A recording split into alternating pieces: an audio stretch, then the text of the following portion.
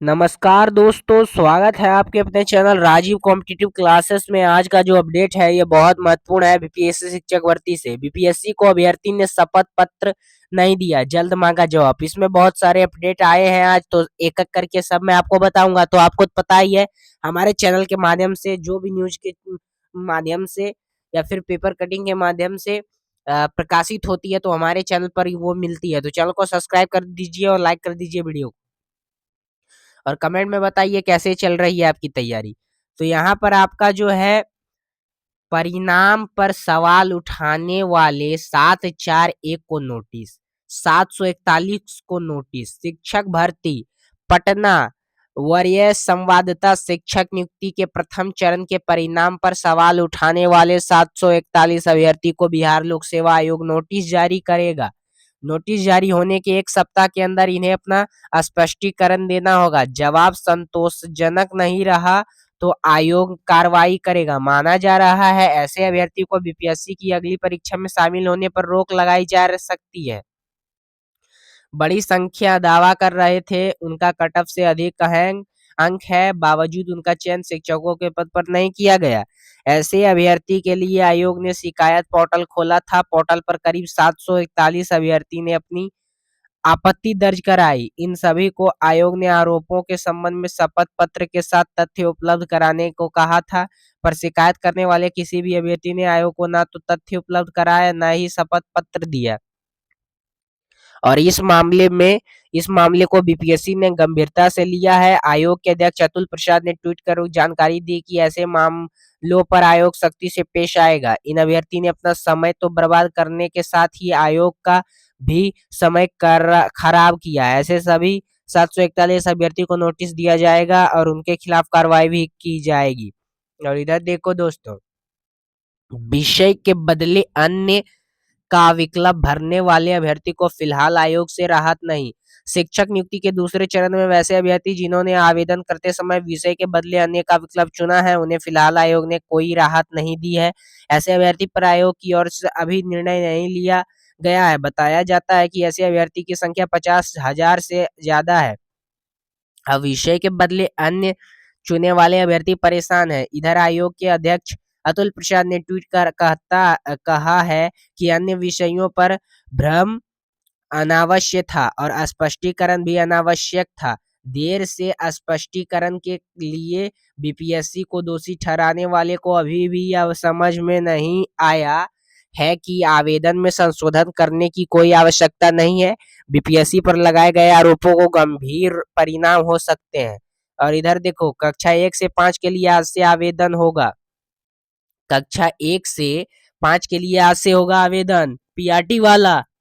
BPSC ने 1 से 5 कक्षा के लिए नए सिरे से आवेदन करने को कहा है। आयोग ने 1 से 5वीं कक्षा के लिए पंजीयन भुगतान और ऑनलाइन आवेदन के लिए 16 नवंबर से 25 नवंबर तक समय निर्धारित किया है। ऐसे अभ्यर्थी पर आगे की परीक्षा में शामिल होने पर लग सकती है रोक। इधर देखो, और एक यहाँ पर कल डेट था, आज तो आपका 16 डेट है, कल आपका 15 डेट में बीपीएससी का पोर्टल पर जाइएगा तो वहां पर एक लेटर आया था बीपीएससी की तरफ से। ये आपका लेटर है, इसको भी मैं बता देना चाहता हूँ क्या है कि आपका है। यहाँ पर देखिए बीपीएससी का लोगो भी है, मतलब यहाँ पर बीपीएससी का लोगो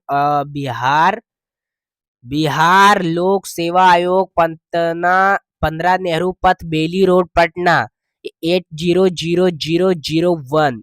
शिक्षा विभाग बिहार के अंतर्गत कक्षा 1 से 5 तक के विद्यालय अध्यापक की कुल 9431 पदों पर नियुक्ति हेतु दिनांक 10/11/2023 को प्रकाशित करते हुए विज्ञापन संख्या 27/2023 में सम्मिलित किया गया है।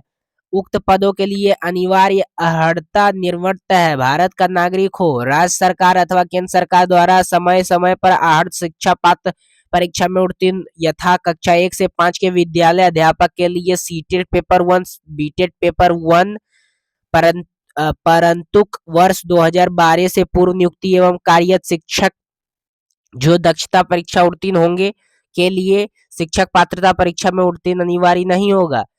सीटेड अभ्यर्थी के लिए बीटेड 2017 के लिए लागू प्रावधान अनुसार समय कोटि के अभ्यर्थी को न्यूनतम 60% तक, पिछड़ा वर्ग, अत्यंत पिछड़ा वर्ग एवं सामान्य कोटि की महिला उम्मीदवार को 55% अंक एवं अनुसूचित जाति, अनुसूचित जनजाति तथा निःशुल्क कोटि के उम्मीदवार को 50% अंक के आधार पर उत्तीर्ण माना जाएगा।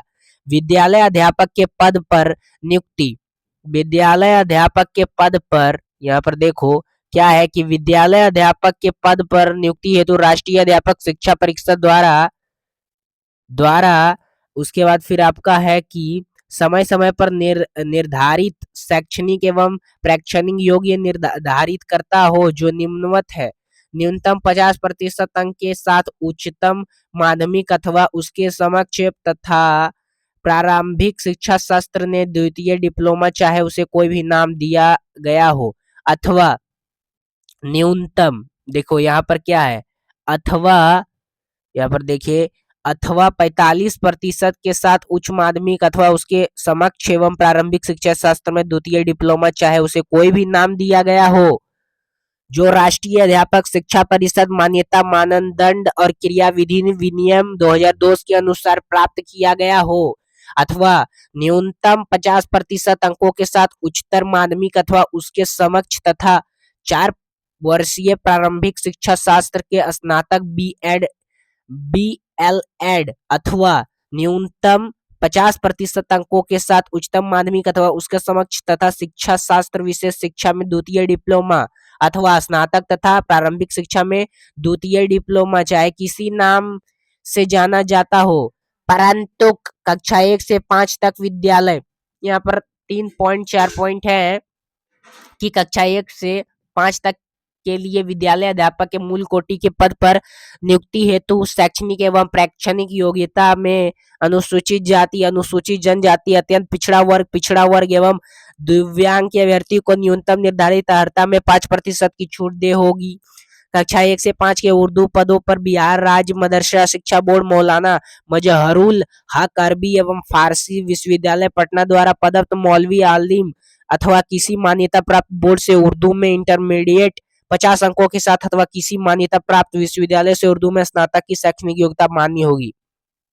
कक्षा 1 से 5 के लिए बांग्ला शिक्षकों के पदों पर इंटर में 50 अंकों का बांग्ला अथवा किसी मान्यता प्राप्त विद्यालय से बांग्ला से स्नातक की योग्यता मान्य होगी। किसी सोसाइटी अथवा के द्वारा स्थापित शैक्षणिक संस्थानों द्वारा प्रदत्त भाषा विशेष की उपाधि डिग्री भी विद्यालय अध्यापक पद पर नियुक्ति हेतु मान्य नहीं होगी। नोट एक करने वाली यहाँ पर बात है, इसे नोट कर लो, ठीक है, क्या कर लो, इसे आप नोट कर लो। देखो इसे आप क्या करो, इसको आप नोट करो। यहाँ पर एक बात आती है आपकी कि NCTE अधिनियम 1993 के प्रवृत्त होने के पूर्व केंद्र या किसी राज्य सरकार द्वारा मान्यता प्राप्त संस्थानों से अथवा NCTE अधिनियम के प्रवृत्त होने के उपरांत NCTE से मान्यता प्राप्त संस्थानों अथवा वैसे राज्य केंद्र शासित प्रदेश जहां राष्ट्रीय अध्यापक शिक्षा परिषद NCTE अधिनियम प्रभावित नहीं है। और एक यहाँ पर एक और बात आती है आपकी दोस्तों, यहाँ पर एक और बात आती है आपकी कि तैयारी सूबे में शिक्षा आवास नीति बनेगी।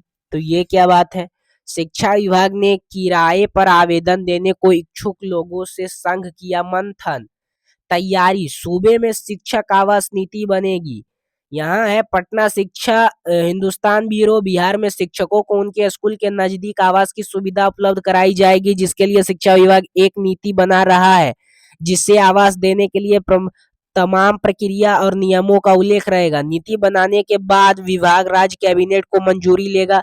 नीति लागू होने के बाद आवास की सुविधा शिक्षकों को दी जाएगी। शिक्षकों को आवास देने के लिए विभाग ने संबंधित मकान मालिकों और रियल एस्टेट कंपनियां से सुझाव मांगे थे, जिसको लेकर एक गोष्ठी का भी आयोजन किया गया था। गोष्ठी में कई लोगों ने अपना आवास किराए पर देने के लिए सहमति दी है।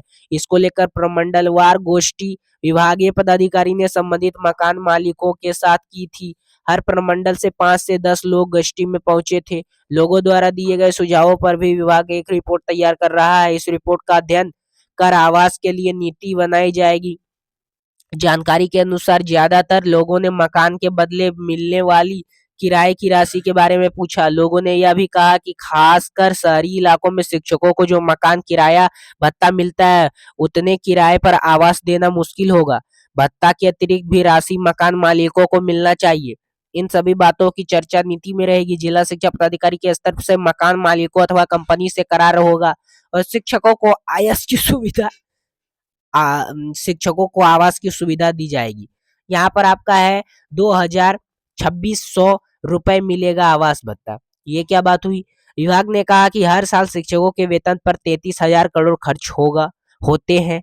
औसत 8% मकान किराया भत्ता हर शिक्षक को दिया जाता है। 8% की यह राशि लगभग 2,500 करोड़ होती है। विभाग इस राशि से मकान भवन पर्याप्त संख्या में लीज और किराए पर लेगा ताकि शिक्षकों को उनके स्कूल के समीप बेहतर आवास की व्यवस्था दिलाई जा सके। मालूम हो कि बिहार लोक सेवा आयोग से चयनित हर शिक्षक को औसतन 2,000 से 2,600 रुपए के बीच मकान किराया भत्ता मिलेगा। इधर देख लो, 5 लाख शिक्षकों के लिए जिला से लेकर अनुमंडल, प्रखंड और पंचायत स्तर तक मकान की तलाश। वजह क्या? राज्य में दूर दराज से क्षेत्रों में मकान और आवास की उपलब्धता के कारण कई शिक्षकों को जिला मुख्यालय में रहना पड़ता है। जिला मुख्यालय से दूर के स्कूलों आने जाने की उनकी काफी समय और पैसा खर्च होता है। इसलिए शिक्षक स्कूल के नजदीक रहेंगे तो उन्हें काफी सुविधा होगी। स्कूल में पठन पाठन की स्तर भी सुधरेगा। और इधर और देख लो, 2 मॉडल पर चल रहा काम। विभाग ने यह कहा है कि शिक्षकों को दूरस्थ क्षेत्रों में आवास की सुविधा उपलब्ध कराने के लिए 2 मॉडल पर विचार हो रहा है। पहले से बने मकानों के मालिक और बहुमंजिली इमारतों के मालिकों से प्रस्ताव मांगा गया है या पूछा गया है कि वे कितने मकान किसे जिले के किस प्रखंड और ग्राम पंचायत से उपलब्ध करा सकते हैं। शिक्षा विभाग उन्हें किराए या लीज पर तुरंत ले सकता है। रियल इस्टेट कंपनी और अन्य फार्मो व्यक्ति से भी प्रस्ताव आमंत्रित किया गया है। वह जिला, अनुमंडल और प्रखंड मुख्यालय में ऐसी बहुमंजिली इमारतें बनाए जहां केवल विभाग के शिक्षक रहेंगे। ये इमारतें निजी कंपनियां अपने खर्च पर बनाएगी। शिक्षा विभाग उन्हें दीर्घकालिक लीज पर लेगा और हर माह किराए का भुगतान करेगा। तो देखिए दोस्तों, यहाँ पर एक अच्छी बात है कि जो भी नवनियुक्त शिक्षक अभी जाएंगे या फिर जो बीपीएससी पास कर गए हैं नियोजित शिक्षक भी, तो उनको जो पहले आपको मिलता था ये भत्ता मिलता था आपका, ये आवास का सुविधा, अब आवास का सुविधा आपको डायरेक्ट मिलेगा। कहाँ?